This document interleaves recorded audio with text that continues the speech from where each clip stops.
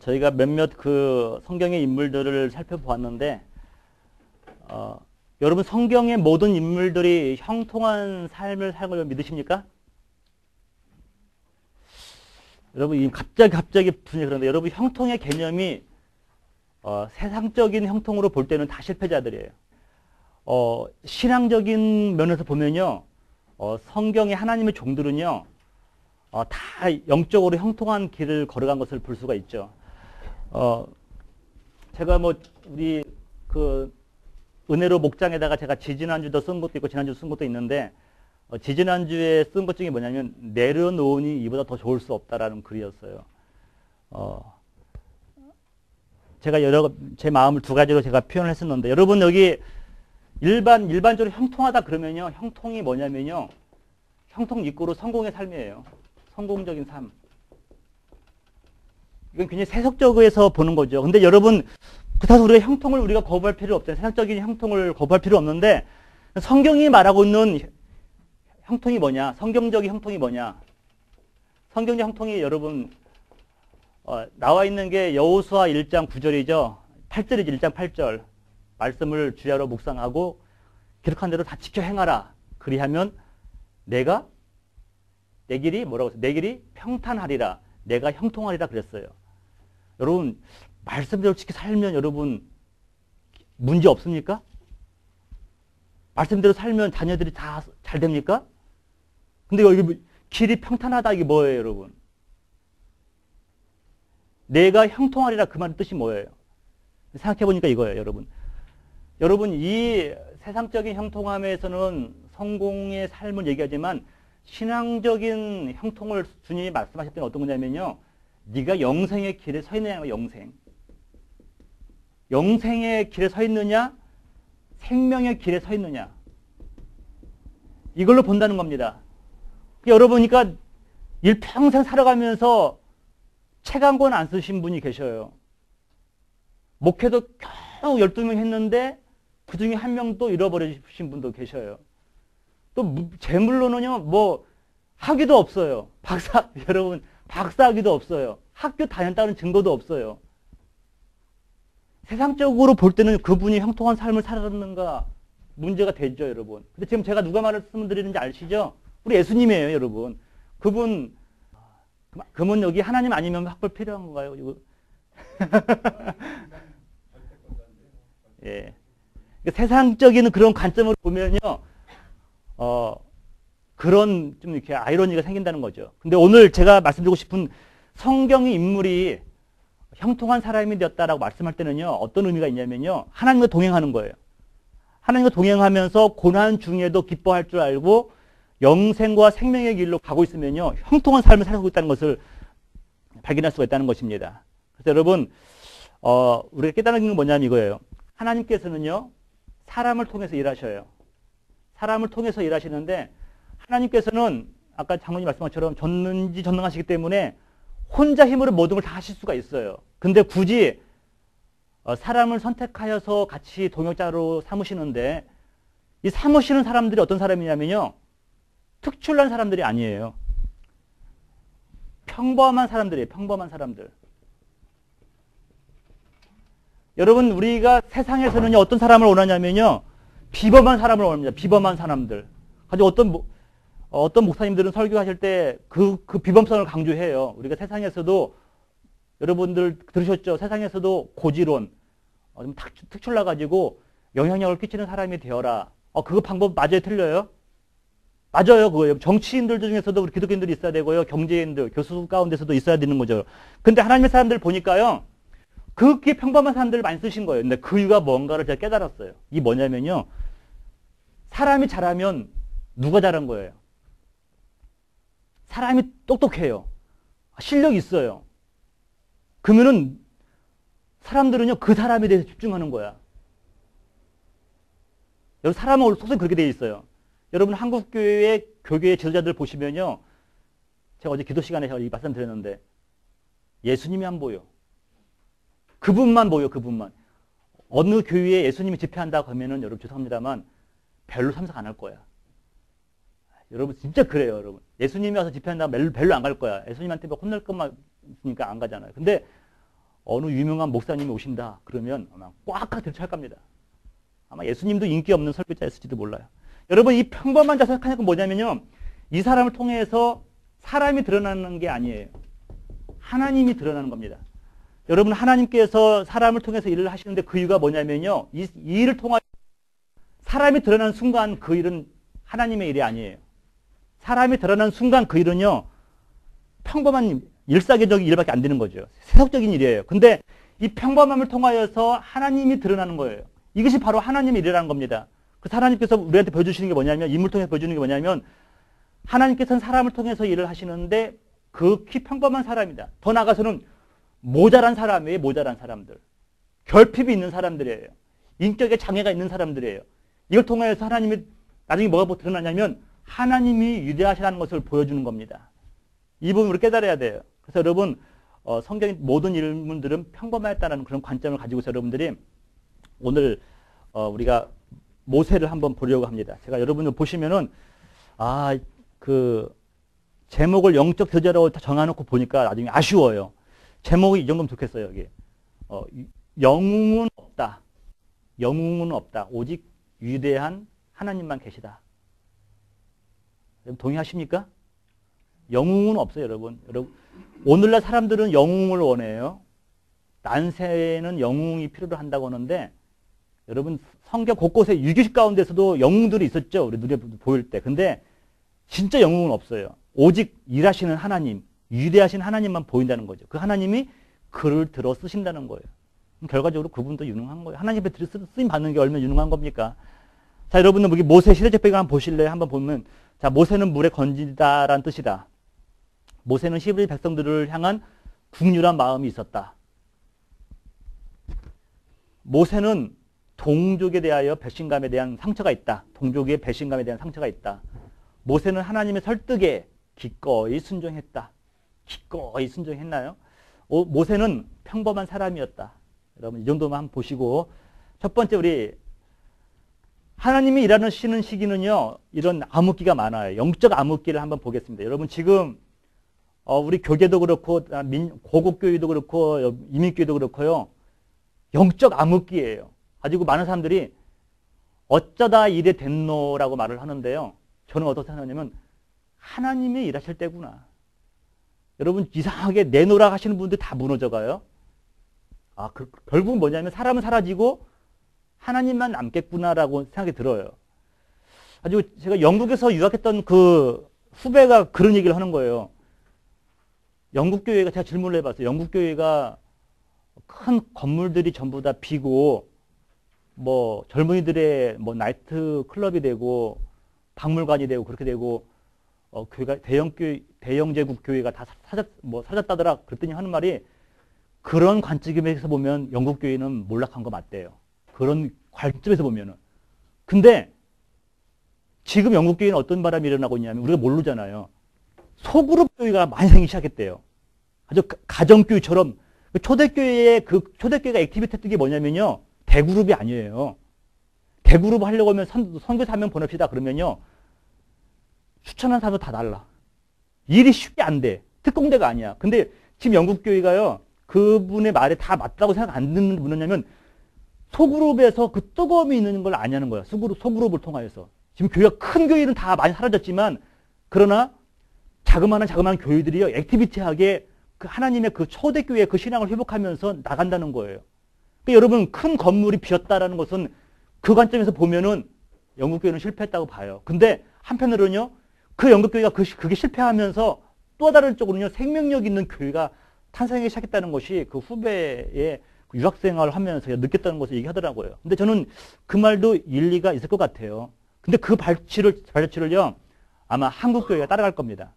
한국 교회가 앞으로 20, 30년 안에는요, 이제 큰 교회는 스스로가 여기, 우리 집사님이 좋아하시는데, 로버트 슐러 목사님처럼 다 아마 그렇게 아마 뱅크럽되고 아마 그러실지도 몰라요. 그리고 어떻게 되냐면 소그룹들을 이제 실질적으로 있잖아요. 헌금한 것이 론 갚는데 다 써버리는 것이 아니라 그 일로 진짜 생명을 살리는 일, 하나님이 기뻐하시는 일을 할 날이 나는 오라고 믿어요. 여러분 그걸 알면은, 와 이래 됐노, 그게 아니라 윤장로님 목소 같지 않습니까? 와 이래 됐노. 갑자기 경상도 정은희 지사가 딱 있어야 되는데, 아유. 와 이리 됐노. 근데 하나님이 하신다는 생각이 들어요. 하나님이 하신다. 믿으십니까, 여러분? 우리는 있잖아요. 하나님, 조용히 그냥 잠잠히 하나님이 하시는 일을 보기만 하면 돼요. 우리도 거기에 가세할 필요도 없어요, 여러분. 댓글 달 필요도 없어요, 우리는. 내가 가만히 있는 거예요, 여러분. 그러면서 하나님이 하시는 일이 무엇인가, 선한 일을 보시는 거죠. 여러분, 영적 암흑기. 일단 여기 모세가 태어나던 시기에는요, 정권 교체가 있었어요. 여러분, 여기 출애굽기 1장 8절 보면 밑줄 한번 그어보세요. 요셉을 알지 못하는 새 왕. 새 왕이 누구냐면 여기에, 이게 만약에 바로의, 파오로가 자체가 이제 왕이라는 뜻인데, 신의 아들 뜻인데, 여기서 말하는 새 왕은 어떤 의미냐면요, 구테타가 일어난 거예요. 자료를 보니까 힉소스 그 왕조가 등극했다고 나와요. 그러니까 기존에 있던 조선왕, 조선왕이 했다고 한다면 그것이 무너지고 또 다른 김씨라든가 효씨가 이렇게 한번 정권 잡는 것처럼 정권이 바뀌는 것을 말합니다. 새 왕이 일어났다. 이 말은 뭐냐면 애굽 왕조가 바뀌었다는 거예요. 그 자료에 의하면 힉소스 왕조가 등극한 거예요. 근데 이 사람은, 이 왕조는 요셉에 대해서도 알지도 못하지만 인정도 안 하고 싶은 겁니다. 당연히 어떻게 되냐면요, 이스라엘 백성들은 찬밥 심세가 되는 거예요. 그러면서 더욱이 그 이스라엘 백성들이 새로운 왕조의 위협적인 존재가 되는 겁니다. 그게 9절, 10절 한번 보세요. 그가 그 백성들에게 이르되 이 백성 이스라엘 자손이 우리보다 많고 강하도다. 여러분, 하나님의 백성이 부흥되는 것은요, 하나님의 뜻이에요. 여러분 믿으십니까? 이게 하나님의 약속을 이루시는 거예요. 누구랑 약속한 거 이게요? 누구한테 약속한 거 이게요? 아브라함한테 약속한 거예요. 그러니까 하나님의 자녀들이, 백성들이 일어나는 것은, 더 크게 나와서 교회가 부흥하는 것은요, 아브라함에게 주신 하나님의 뜻이 이루어지는 거예요, 여러분. 근데 여러분, 그것을 시기하는 무리가 있죠. 누가 시기하겠어요? 사단이 싫어하잖아요. 그 역사가 창세기의 역사부터 보면은요, 사단의 역사도 같이 움직이고 있죠. 자, 보세요. 그러니까 그 왕조가, 새 왕의 그 족속들이 뭐라고 말하냐면, 자, 우리가 그들에게 대하여 지혜롭게 하자. 그럴 건데 그들이 더 많게 되면 전쟁이 일어날 때에 우리 대적과 합하여 우리와 싸우고 이 땅에서 나갈까 하노라 하고. 여러분, 하나님의 자녀들이 겨우 70명이 들어왔다, 72명이 들어왔다, 76명이 들어왔다, 막 약간 의견이 있지만 그들이 들어온 상태에 어느덧 그들이 부흥하기 시작해가지고요, 그 애굽의 왕조를, 새 왕조를 위협할 수준이 됐다는 것입니다. 근데 또 어떻게 위협이 구체화됐냐면은 출애굽기 1장 16절이에요. 이르되 너희는 히브리 여인을 위하여 해산을 도울 때에 그 자리를 살펴서 아들이거든 그를 죽이고 딸이거든 살려두라. 여러분, 아들이거든 죽이고 묻지 않고 그어보세요. 여러분, 이게 지금 사단의 사단이 가장 싫어하는 일이 뭘까? 사단이 방해하고 싶은 게 뭐예요, 여러분? 사단이 싫어하는 게 뭐냐면 이거예요. 메시아가 오는 통로가 이어지는 걸 싫어하는 거예요. 기회만 되면 메시아가 올 통로를 끊고 싶어 하는 거예요. 어떻게 해서든지 그 일을 한다는 것입니다. 제가 한번 볼게요. 약속된 시의 멸망을 위한 사탄의 계략들이라고 표현했는데, 맨 처음에 가인이 아벨을 살해한 것. 그 대신에 하나님께서 세를 주셨는데, 이것도 그 계략이죠. 또 바로가 유대인 아마를 살해하게 한 것. 또 유대인을 진멸하려던 하만의 계략. 헤롯이 아기 예수를 살해하려고 했던 것. 또 이스라엘 백성들의, 이스라엘 주변국들의 수없는 신입들. 이것들이 항상 메시아가 오는 통로를 끊기 위한 사탄의 전략으로 왔다는 것이죠. 근데 여러분, 중요한 게 뭐냐면 그 순간마다 하나님께서 개입하시면, 하나님 개입하시는 순간 역사는 반대 방향으로 간다는 것입니다. 믿으십니까? 이게 저와 여러분들이 신앙생활을 하는 이유가 이거예요.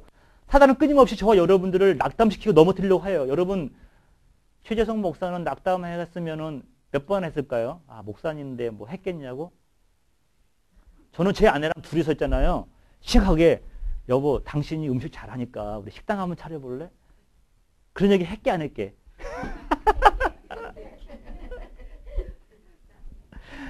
여보, 좀 일은 고달플 텐데, 일은 고달프겠지만, 아, 당신 음식 다 맛있다고 하니까 좀 가격도 우리 박리담회 하자. 전략까지 세웠어요. 박리담회야. 299야, 299. 주여. 남들 한 그룹 할 때 우리는 두 그룹, 세 그룹 팔아야 돼. 아니, 이런 구체적인 얘기는 안 하고요. 그냥 이렇게, 어? 여러분, 우리 순간순간마다 목사가 영도했다고 한다면 제가 여러분들도 죄송합니다만, 아이씨, 어떤 친구 그러더라고요. 나 교회 끊었어. 그러더라고요. 야, 교회가 담배냐 끊게? 여러분, 교회를 끊었대요. 가위를. 그러니까 다 이해를 하잖아요. 이해를 하는데, 여러분, 근데 중요한 게 뭐냐면, 사단의 계략은 언제든지 우리로 하여금 신앙생활을 방해할 일들이 무척 많아요. 어떤 때는 교육제를 통하여서 실망하게 만들기도 하고, 성도 간의 갈등, 또 원치 않는 여러 가지 문제로 인해서 신앙생활을 방해하는 것들이 얼마나 많습니까? 여러분, 근데 놀라운 게 뭐냐면요. 하나님이 개입하시면 그 순간이 역전된다는 것입니다. 장권사님은 몇 번 정도 그냥 포기하고 싶은 생각이 있었어요? 아, 많이 있었어요? 어떻게 권사가 됐을까? 많아요. 사실이에요. 예. 근데 그 마지막 가장 극한 상황이 됐을 때 하나님이 개입하시는 거예요. 그럼 역사의 흐름이요, 바뀌는 겁니다. 여러분, 가인이 아벨을 죽였을 때, 여러분, 이 중에서 만약에 헤롯이 예수 살해를 시도했을 때, 성공했으면 어떡합니까, 여러분? 성공할 수도 없겠지만, 하나님이 개입하셔서 지혜롭게 애굽으로 피신시키잖아요. 모세가 애굽으로 간 것처럼 예수 그리스도가 애굽으로 가잖아요. 모세는 여러모로 예수 그리스도의 모델이 된다는 거죠. 자, 4절 네 번째 볼게요. 유협의 결과가 뭐냐면요. 1장 12절이에요. 자, 다 같이 시작. 학대를 받을수록 더욱 번성하여 퍼져가니 애굽 사람이 이스라엘 자손으로 말미암아 근심하여. 여러분 읽으세요. 학대를 받을수록 더욱 번성하여. 제가 지난번 그 얘기했었죠. 제가 부목사로 있을 때 우리 애들 셋을 다 얻었는데 성도님들이 그랬어요. 아니, 목사님 그렇게 바쁜 시간에 어떻게 애를 다 낳을 시간이 있었냐고 가지고. 여러분, 거기 열심히 바쁘게 다니면 여러분 더 왕성해지는 거 아세요, 여러분? 저는 잘 몰랐는데 미국 정부가 저기 인디안들을 멸절시킬 때 그들로 하여금 노동하지 않도록 하는 전략을 세웠죠. 가지고 그들에게 먹을 거 다 줬죠. 먹을 걸 주고, 일단 술, 마약 그런 것도 빼놓고 일단 먹을 걸 줬다는 건 뭐냐면 노동을 하지 않는 순간요, 동물이나 사람이나 일을 안 하면요, 생식 기능이 저하된대요. 여러분, 그러니까 참 그 당시에 정책을 세웠던 사람들이 아마 연구를 많이 했나 봐. 근데 일을 안 하고 놀기 시작하면서부터 생식력이 저하된대요. 또 일을 안 하게 되면 뭐가 돼요? 다른 잡다한 것들을 하게 되니까 뭐 알코올도 마시게 되고, 도박도 하게 되고, 마약도 하게 되겠죠. 약도 하게 되겠죠. 어쨌든. 근데 보세요. 학대를 받을수록, 여기 학대가 뭐면 여러분? 라암셋을 짓고, 라암셋이 창고잖아요. 라암셋을 짓고, 또 이렇게 궁전을 짓고, 막 그러면서요, 막 국고성을 지으면서 그 일이 힘들면 힘들수록 어떻게 됐어요? 더욱 번성하여 갔다. 할렐루야. 여러분들, 바쁘신데, 교회에 바쁜 일인데, 집사님 오늘도 일하다가 오셨잖아요. 아, 목사는 갑자기 번개팅을 해가지고 왜 바빠 죽겠는데, 오늘 다 일 처리 못 하셨죠? 다 하고 오셨어요? 또 가셔서 해야 될 건 없으세요? 자, 보세요. 학대를 받으면 받을수록, 바쁘면 바쁠수록 더 번성해야 한다. 저는 여러분들 있잖아요. 여러분이 개인적으로 바쁜 일 많은 줄 알고 있어요. 근데 여러분, 교회 일을 더 열심히 하세요. 하나님이 기뻐하는 일이잖아요. 선교지에 한번 갈 일이 있으면 더 가시는 거예요. 여러분 일생 가운데, 죄송합니다만 여러분께서 만약에 그럴 일 없겠지만, 하나님께서 10년 동안 여러분에게 더 살 수 있는 시간을 주셨다 한다. 10년이면 주일 예배 몇 번이에요, 여러분? 520분밖에 안 돼요. 이제 520분밖에 안 돼요. 1년에 한 번씩 선교지 가라고 몇 번 가요? 몇 번밖에 못 가요, 이제. 더 가고 싶어도 못 가는 거예요, 여러분. 여러분, 바쁘니까 못하겠다는 것이 아니라 바쁘니까 더 열심히 해야겠다. 이게 누구냐면 저기 빌 하베스 목사님이 쓴 거예요.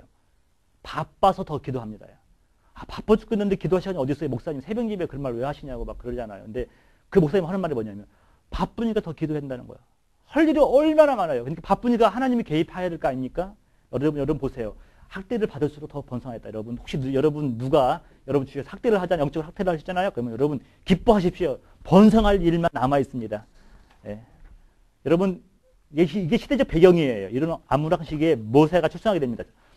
하나님의 준비하심인데 여러분 첫 번째 준비하기 뭐냐면 경건한 가정이에요. 경건한 가정. 사무엘을 통하여서 첫 번째 왕이 세워지고 사사시대의 종교를 하나님이 계획했을 때 첫 번째 하신 일이 뭐냐면요. 한나에게 한을 주셨어요. 한나로 하여금 분인나가 분을 내게 해서 그 한을 가지고서 교회 가서 기도하게 하셨다는 겁니다. 기도시킨 다음에 낳은 자녀가 사무엘이에요. 그를 통한 첫 번째 이스라엘의 왕이 세워지는 겁니다. 여러분 이게 하나님이 하신 일이에요. 하나님의 일을 여러분 보세요. 첫 번째 모세를 준비하시는데 2장 1절이에요. 레위 가족 중 한 사람이 가서 레위 여자들에게 장가를 들었다. 같은 족속으로. 이방 여인도 아니고요. 경건하죠. 이 사람은 아므람과 요게벳이죠. 아므람이란 사람과 요게벳. 이 두 부부가 결혼을 해서 신앙적인 가정입니다. 그리고 여러분 두 번째는 뭐냐면 세 여인이 공모하게 만들었어요. 여인천하잖아요. 여인천하. 목획은 뭐 요즘에 그 비즈니스 간에 여성을 무시하고 될 수 있는 거 아무것도 없어요. 여성 무시하고 될 수 있는 거 뭐 있나요? 아무것도 없어요. 이제 군인인데도 이제 여성들도 이제 아무것도 없고 제가 있었던 상무사령부 여군들도 되게 많아요. 여군들은 다 우리들보다 높은 계급이잖아요. 다 상관이에요. 여군들은 그분들이 다 이제 나름대로 더 이제 하는 것도 있잖아요.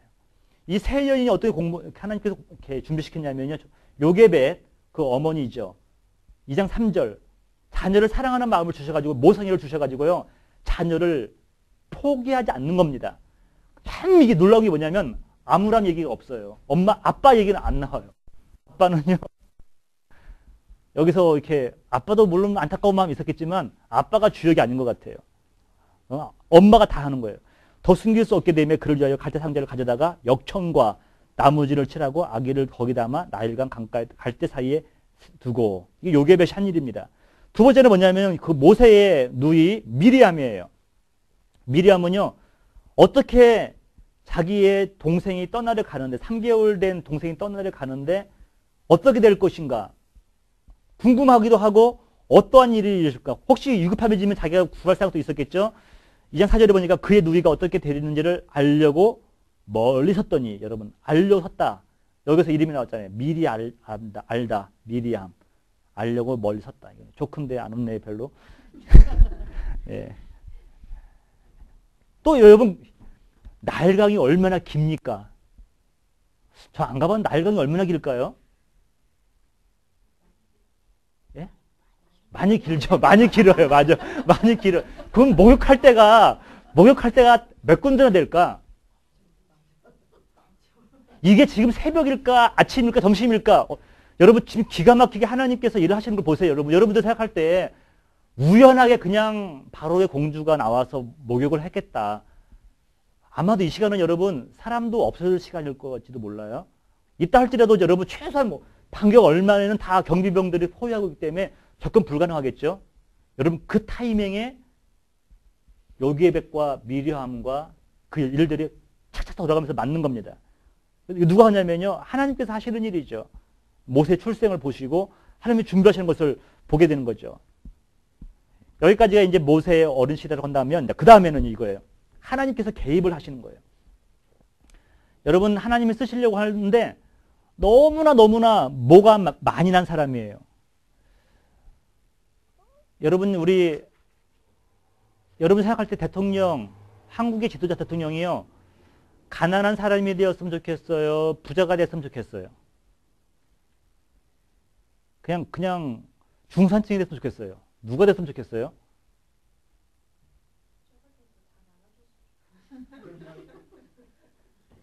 그런 마음 들죠? 부자가 나라님 되면 다 구제할 수 있나요? 제가 지금 말하는 것은 뭐 나눠주는 것이 아니라 누가 백성들의 마음을 더 잘 헤아릴 수 있을까? 여러분 다 그런 거 아닌데 가끔 이런 말을 해요. 우리 고생 안 하신 목사님들 계시잖아요. 그럼 성도님들의 형편을 너무 모른대요. 이해 가요, 여러분? 근데요, 또 너무 가난한 목사님은요, 자기 것만 또 챙긴대.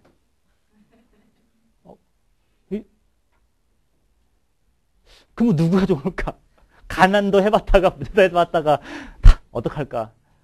어쨌든 하나님께서는요, 모세가 궁정에서만 자라기를 원하지 않으셨어요. 이 궁정에서는요, 최고의 학문, 최고의 그런 분위기 속에서 환경 가운데서 공부를 했겠죠. 근데 뭘 몰라요? 백성들의 그 아픔을 모를 수가 있겠죠. 그를 어떻게 40년 동안에는 궁정에서 최고의 학문을 공부하게 하신 후에 그 다음에는 어디를 보내요? 미디안 광야로 보내는 거예요. 목동으로 되는 거예요. 목동과 이스라엘 백성들의 지도자는요, 똑같은 거예요, 여러분. 역할이 같은 거예요. 양들을 인도한다는 건 같은 거예요, 여러분. 대상화 바꾸기만 하면 되니까요. 하나님이 어떻게 훈련시키냐면요, 일단 모세의 약점이 이거예요. 정의롭지만 다듬어지지 않는 인격을 가지고 있거나 그런 사람이라는 걸 볼 수가 있죠. 천방지축이에요. 막 욱하는 성질도 있어요, 여러분. 왜 어지간히 한 대 때려서 사람이 죽나요?